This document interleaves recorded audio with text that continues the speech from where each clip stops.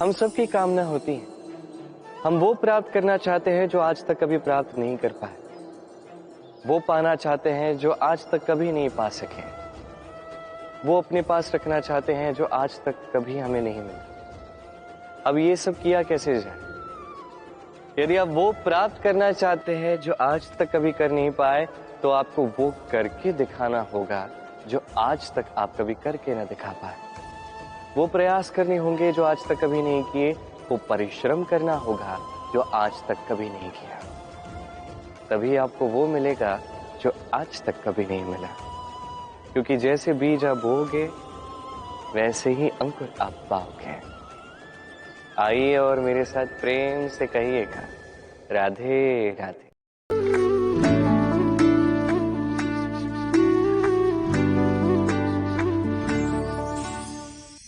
मनुष्य कितना विचित्र होता है। सदैव स्वप्न देखता रहता है कि कल मैं ये करूंगा, कल मैं वो आरंभ करूंगा, कल मैं वो संपन्न करूंगा। ये कल जो है ना, ये कल अत्यंत विचित्र है। ये सदैव दिखता है हमें आते हुए, किंतु जैसे ही समीप आता है आज बन जाता है। पुनः एक नया कल दिखता है, हम उसकी प्रतीक्षा करते हैं, वो समीप आता है, आज बन जाता है। ये कल सदैव झूठी सांत्वना देता है कि वो आ रहा है, किंतु वो कभी नहीं आता। जो आपके हाथ में है वो है आज, वर्तमान। तो जो करना है, जो आरंभ करना है, जो संपन्न करना है, आज कीजिए, वर्तमान में कीजिए। क्योंकि आज आप जो करोगे वही आपका भविष्य निर्धारित करेगा। भविष्य के विषय में सोचने से भविष्य सुंदर नहीं होगा, आज कर्म करने से होगा।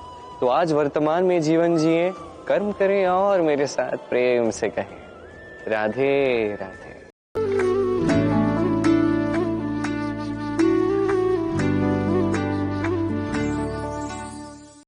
लोग कहते हैं जब आप युद्ध में खड़े हो तो शत्रु को पीठ दिखाकर भागना या पीछे हट जाना अत्यंत अनुचित युद्ध नीति। कहा जाता है कि श्रेष्ठ युद्ध नीति वो होती है जहां आप शस्त्र उठाकर आगे जाते हो, साहस के साथ लड़ते हो, शत्रु को परास्त करके लौट आते हो। और यही मैंने किया। तब महाभारत रची गई थी, क्योंकि तब धर्म की रक्षा आवश्यक थी। किंतु एक समय वैसा भी था जब मैं रण से भागा भी, क्योंकि तब प्रजा की सुरक्षा अति आवश्यक थी। मेरे माथे पे रणछोड़ का कलंक भी लोगों ने लगाया, किंतु ठीक है, मैंने वही किया जो आवश्यक था। श्री राम भी लंका जाकर रावण का वध करने से पूर्व 4 मास तक प्रतीक्षा कर रहे थे। प्रतीक्षा की उस सेतु के पूर्ण होने की, तत्पश्चात जाके रावण को परास्त किया, उसका अंत किया। जीवन में कभी कभी रुक जाने की या पीछे हटने की नीति भी आवश्यक होती। यह समय समय पर निर्भर करता है। शत्रु कोई भी हो सकता है, किसी भी रूप में आ सकता है। कोई मनुष्य हो सकता है, कोई दानव हो सकता है, हमारी स्वयं की सोच हो सकती है, कोई रोग हो सकता है। ऐसे में करे वही जो उचित है। देखिए, हर बार नारायण हमारी सहायता के लिए तो नहीं आ सकते। कई बार नर को स्वयं उस बाधा का सामना करके उसे परास्त करना होता है। और वैसे भी कहा जाता है कि हर नर में नारायण। तो भीतर के नारायण को जागृत कीजिए, सामने जो भी समस्या है उसका अंत कीजिए, भले ही वो पीछे हटके क्यों ना की जाए। आइए और मेरे साथ प्रेम से कहिए, राधे राधे।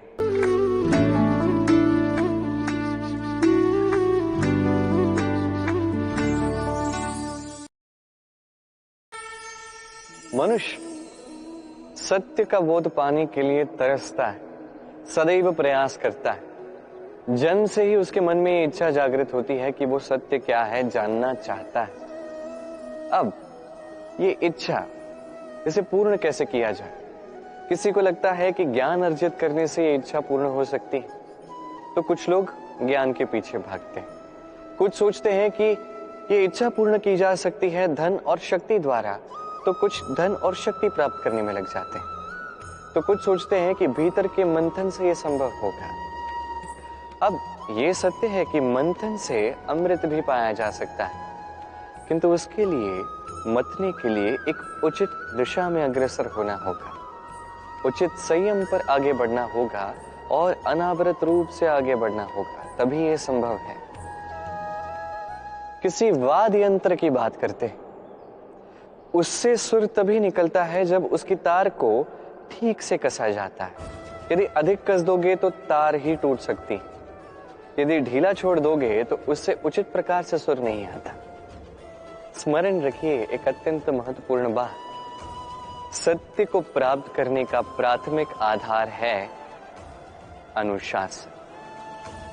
इस अनुशासन को जीवन में लाइए, सत्य स्वयं चल के आपके पास आएगा और ये मन प्रसन्न होकर कहेगा राधे राधे।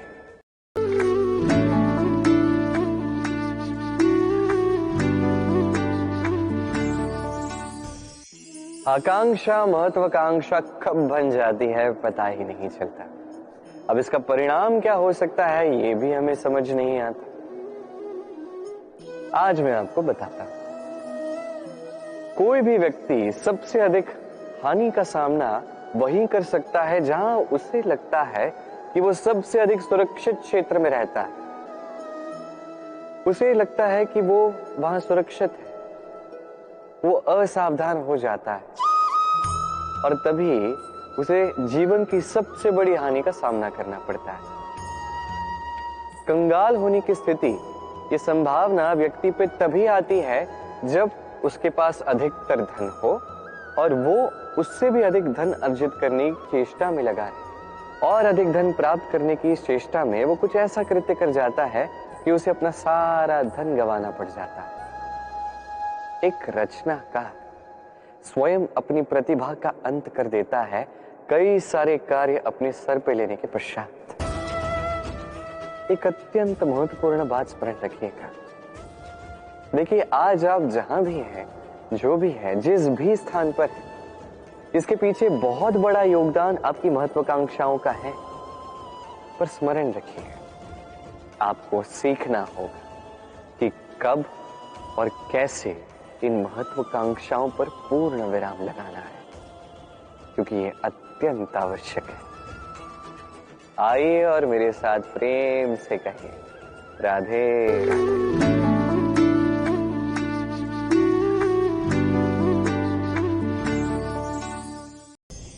संसार में कभी किसी भी क्षेत्र में आप देख सकते हैं, कोई क्रीड़ा, कोई नाट्य देख सकते हैं, कोई खेल खेलते हुए देख सकते हैं और दर्शक इसका बड़ा आनंद उठाते हैं, तालियां बजाते हैं, प्रशंसा करते हैं, अपने भीतर के उत्साह को बाहर निकालते हैं।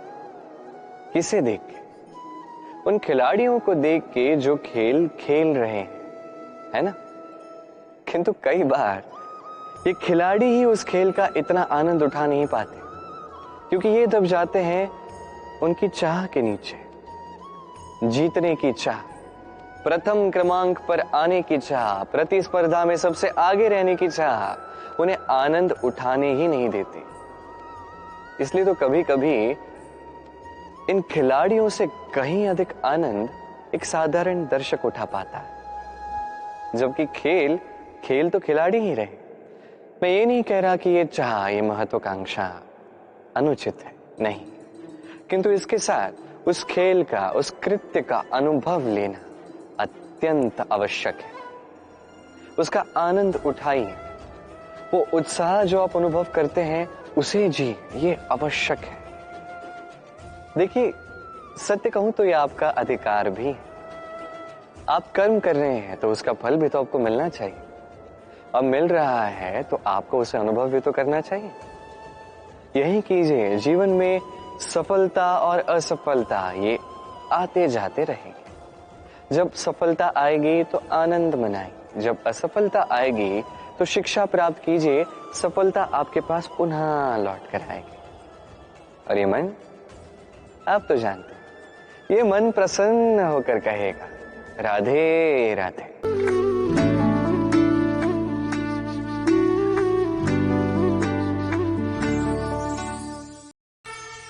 भोजन इस संसार में जो भी हो, कोई मनुष्य हो, कोई प्राणी हो, कोई कीट हो, कोई वनस्पति हो, हर एक के लिए भोजन की आवश्यकता होती है, क्योंकि भोजन से ही ऊर्जा मिलती है और ऊर्जा से ही संसार के, हमारे जीवन के हर एक कार्य को किया जाता है।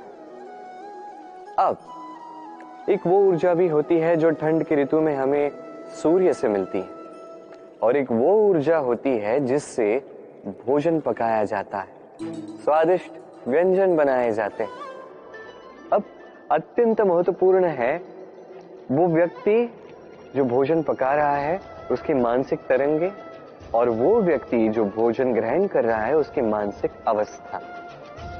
जब भी आप भोजन पका रहे हैं तो प्रेम से वो कार्य कीजिए, सकारात्मकता के साथ, सद्भावना के साथ, क्योंकि आपकी वही मानसिक तरंगे ऊर्जा बन के उस भोजन में समेटी जाती हैं। और जब भी आप भोजन ग्रहण करते हैं सद्भावना के साथ, प्रसन्नता के साथ ग्रहण कीजिए, सकारात्मकता के साथ। यदि आप प्रसन्नता से भोजन पकाते हैं, प्रसन्नता से भोजन ग्रहण करते हैं, तो प्रसन्न ही रहेंगे और मन इसी प्रसन्नता के साथ कहेगा, राधे राधे।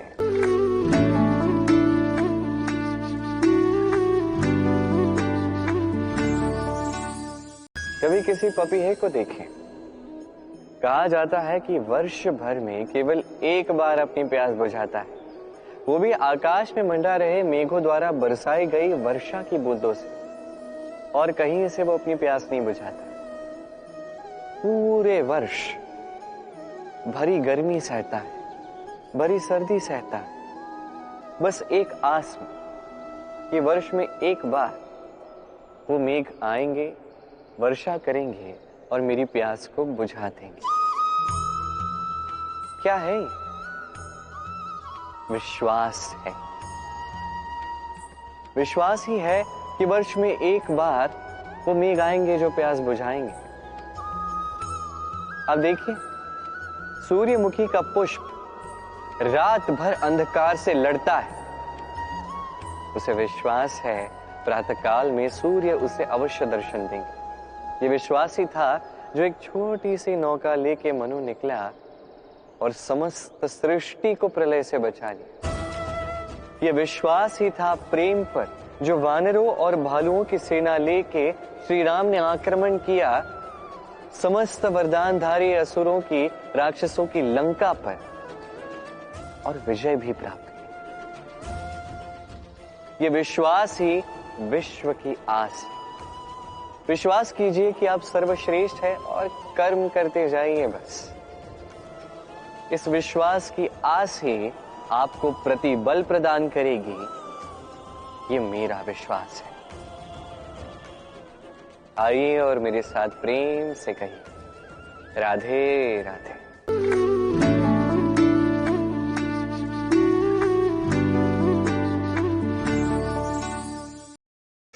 सुंदरता। मनुष्य अपनी सुंदरता के विषय में कितना सोचता है, चाहता है कि वही सबसे अधिक रूपवान दिखे, सबसे अधिक सुंदर दिखे, किंतु सुंदरता की परिभाषा क्या है, क्या वो जानता है? किसी माता से पूछे, उसके लिए सुंदरता की परिभाषा उसकी संतान। भक्त से पूछे, उसके लिए सुंदरता की परिभाषा उसके भगवान। श्री राम से पूछिए, उनके लिए सुंदरता की परिभाषा हनुमान है। टूटी हुई हनु, फूला हुआ मुंह, कहने को वानर, लंबी पूंछ, इतने भोले कि उन्हें अमूल्य मणियों की माला दी तो उसे तोड़ के उसमें श्री राम ढूंढ रहे हैं, किंतु भाव कितना सुंदर। उनका मानना ये कि भले इस संसार के सबसे अमूल्य मणियों से ये माला बनी हो, यदि इसमें श्री राम नहीं है तो इसका कोई अर्थ नहीं है। सुंदरता रूप में नहीं, भाव में निहित होती है। यदि आप सुंदरता प्राप्त करना चाहते हैं तो इस सुंदरता को कर्मों में लाइए, भाव में, विचारों में लाइए। ये सुंदरता आप ही के साथ रहे। और यदि आप सुंदरता को रूप में ढूंढते हैं तो वो कुछ ही क्षणों की बात है। वो सुंदरता समय के साथ पुनः लौट जाएगी। सुंदरता पानी ही है, ढूंढनी ही है तो हृदय में ढूंढिए, कर्मों में ढूंढिए। मन प्रसन्न होकर कहेगा, राधे राधे।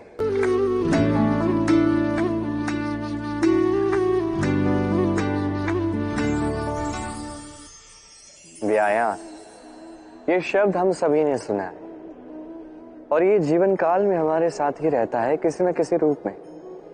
जब हम जन्म लेते हैं, चलना सीखते हैं, पहले घुटने पे चलते हैं, फिर चलने का प्रयास करते हैं, गिरते हैं, तब हमारे घर के बड़े हमें रोकते नहीं।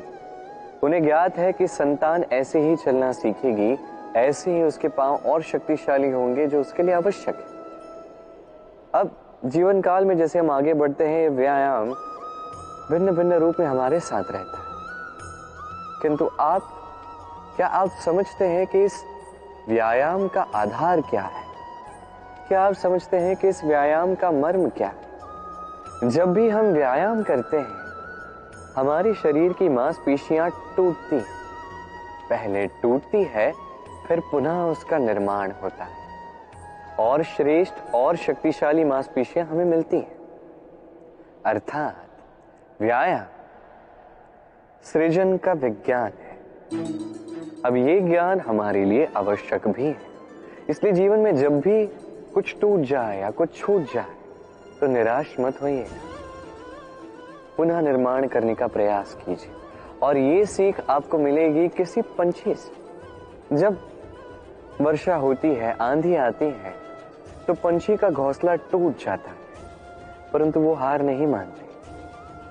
वो पुनः तिनका ढूंढती है, एकत्रित करती है और पुनः अपना घोंसला बनाती, पुनः एक नए जीवन को जन्म देती है, एक नए परिवार को जन्म देती। ऐसे ही जीवन में स्मरण रखिएगा, यदि आप निर्माण करना चाहते हैं, सृजन करना चाहते हैं, तो इस निर्माण के लिए टूटने का ज्ञान आवश्यक है। टूटी हुई वस्तु का सम्मान आवश्यक है। ये आचरण में लाइए, मन प्रसन्न होकर कहेगा, राधे राधे।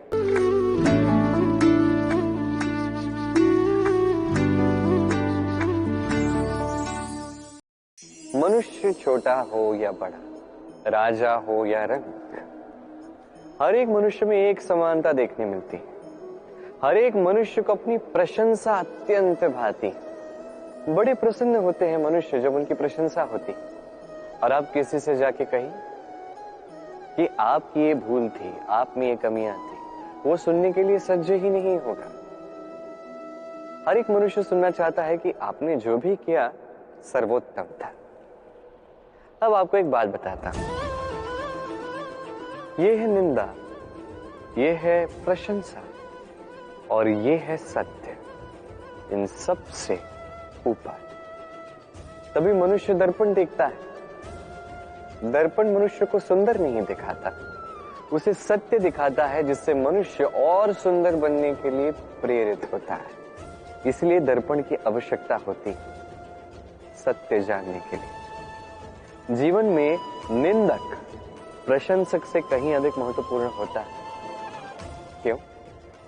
क्योंकि वो आपको आपकी कमियां दिखाता है, आपकी भूल दिखाता है, एक अवसर देता है आपको स्वयं को सुधारने के लिए और श्रेष्ठ बनाने के लिए। कि प्रशंसक नहीं कर पाता। तो जीवन में जब भी निंदा होती है उसका आकलन कीजिए, सकारात्मक रूप से उसे देखिए। यदि स्वयं को कुछ शिक्षा दे सकते हैं तो निश्चित रूप से दीजिए। मन प्रसन्न होकर कहेगा, राधे राधे।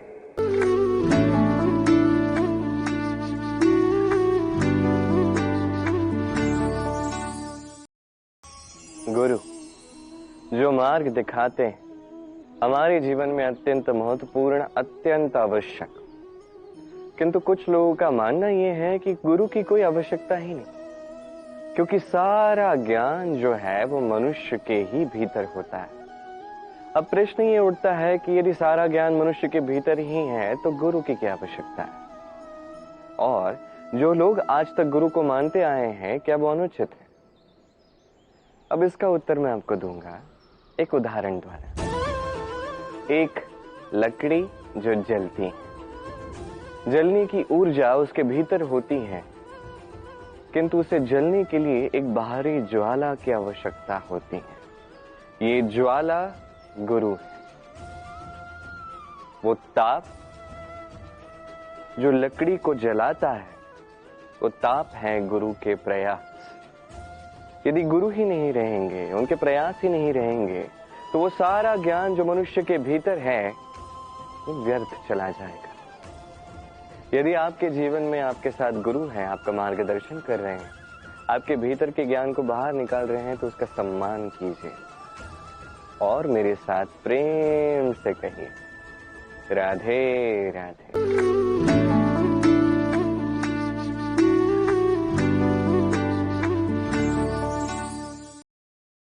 मनुष्य में जब भी शक्ति आती है वो स्वयं को बलवान समझता है। शक्ति आती ही उसमें अहंकार भी आ जाता है, अभिमान भी आ जाता है। कारण ये है कि वो एक सरल सी बात नहीं समझ पाता। ये सब जो है समय के कारण। समय से अधिक बलवान और कोई नहीं है। ये समय ही था जो रावण ने भक्ति से कैलाश को उठा ली। ये समय ही था जिस कारण से रावण का अंत हुआ, साथ ही राक्षस कुल का अंत हुआ, साथ ही लंका भस्म हो गई। देखा जाए तो जन्म से अंत तक का ये जो समय है ये जीवन, किंतु इसमें भी जो समय आता है किसी कारण से आता है, जिसे हम जी सकते हैं, जिसे हम सीख सकते हैं। तो आज जो समय आपके हाथ में है उसे मुट्ठी में बांध लें, उसे सहेज के रखें, उसे संजोएं, उसका अनुभव करें, उससे सीखें। इस समय को व्यर्थ मत जाने दीजिए और इतना जान लीजिए कि भविष्य में जो कुछ भी हो सकता है, जो होने वाला है, वो ना तो आप जानते हैं ना वो आपके वश में है। इसलिए आज अहंकार और अभिमान करके भविष्य का अनर्थ मत कीजिए, स्वयं का अनर्थ मत कीजिए। यही समय का अर्थ है। आइए और मेरे साथ प्रेम से कहिए, राधे राधे।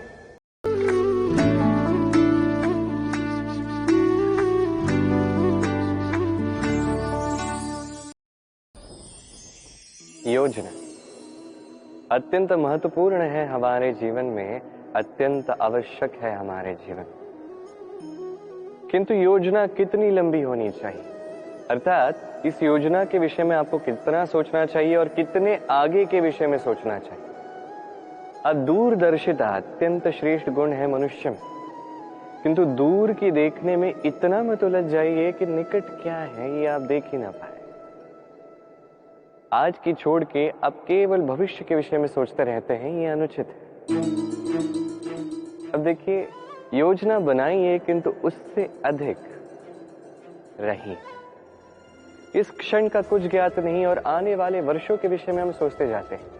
मैं ये अनुभव करूंगा, ये आनंद प्राप्त करूंगा, वो करूंगा, ये करूंगा, ये अनुचित है। योजित कीजिए, नियोजित कीजिए आज को, वर्तमान को, इस क्षण को। जीवन का वास्तविक आनंद भी यही है। जीवन जीने का सबसे अधिक श्रेष्ठ मार्ग भी यही। आइए और मेरे साथ प्रेम से कहें, राधे राधे।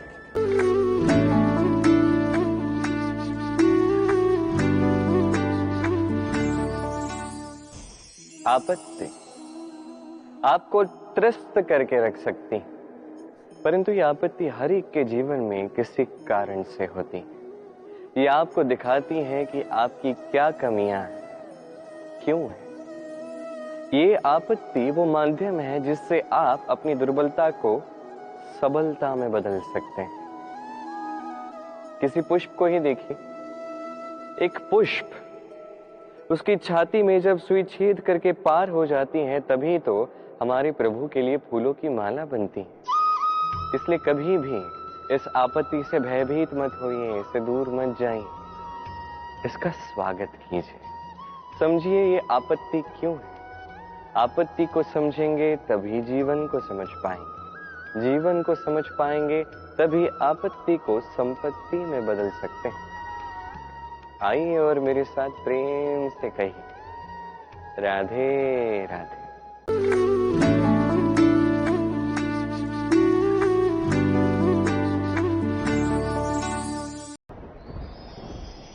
कभी कभी मन में ये विचार आता होगा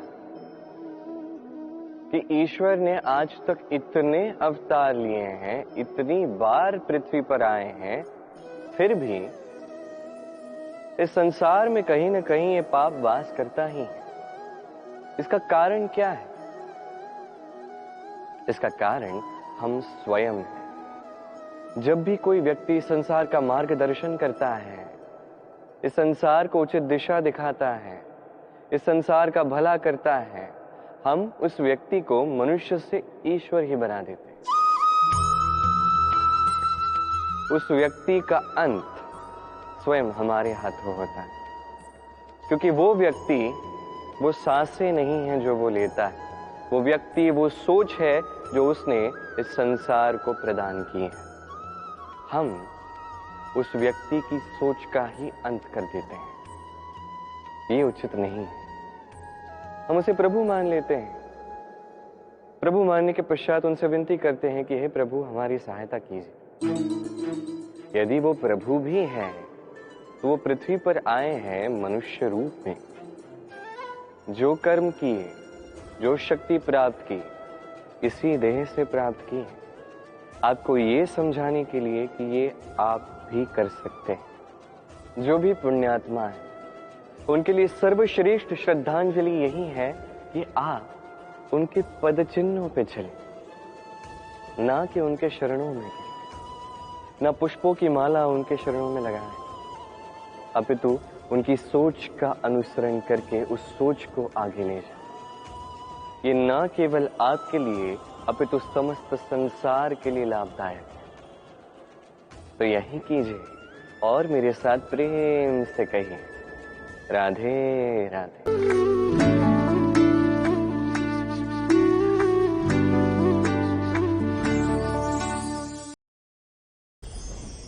कड़कती हुई धूप में जब हमारा शरीर जलता है, हमें गर्मी का अनुभव होता है, तभी यदि वर्षा होती है और वर्षा की बूंदें आके हमारे शरीर पे गिरती हैं, तो कैसा अनुभव होता है? कि वर्षा की बूंदें जब धरा पर गिरती है, जो नाद उत्पन्न होता है, लगता है जैसे संगीत है। एक ऐसा संगीत जो स्थिरता से हमें समझाता है कि ये सूरज की गर्मी है, ये धूप, ये सदा के लिए नहीं बनी रहेगी। सूर्य की किरणों में कितना भी ताप क्यों ना, जब वर्षा आएगी तो इन किरणों को भी शीतल कर देगी। सूर्य का तेज कितना भी अधिक क्यों ना, कभी ना कभी काले मेघ आएंगे और सूर्य को ढक देंगे। अर्थात ये प्रकृति हमें सिखा रही है कि किसी का भी प्रकाश, किसी की भी मेधा सदैव नहीं बनी रहती। अब बात की जाए यदि अंधकार की, तो रात्रि के काले अंधकार को एक छोटा सा जुगनू काट देता है। अर्थात अंधकार भी सदैव के लिए बना नहीं रहता। ये हम समझ गए। अब आपसे केवल 2 प्रश्न पूछता हूं। जब जीवन में कुछ भी सदैव के लिए आपके साथ नहीं रहने वाला, तो अभिमान किस बात का? और जीवन में यदि हर एक दुख, हर एक संकट, हर एक विपदा एक समय के पश्चात आपको छोड़ के चले जाने वाले हैं, तो हार क्यों माननी? इस चिंता को त्याग दीजिए, अभिमान को त्याग दीजिए, आसक्ति को त्याग दीजिए और मेरे साथ प्रेम से कहिए, राधे राधे।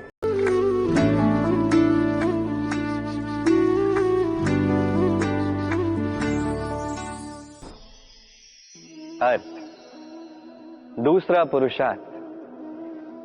इस अर्थ का तात्पर्य अधिकतर लोग धन समझ लेते हैं, किंतु यदि अर्थ का तात्पर्य केवल धन है, तो ये तो अत्यंत अनर्थकारी है। तो अर्थ का अर्थ क्या है? अर्थ वो जो हमारे जीवन के लिए आवश्यक है, जो हमें सुख दे सके, शांति दे सके, क्योंकि वही तो सबसे अधिक मूल्यवान है। माता पिता, मित्र, संबंधी, गुण, पुण्य, ज्ञान, ये सब मिलकर अर्थ बनता है। और सही मायने में यही तो जीवन का वास्तविक अर्थ भी है। तो आइए और मेरे साथ प्रेम से कहिए,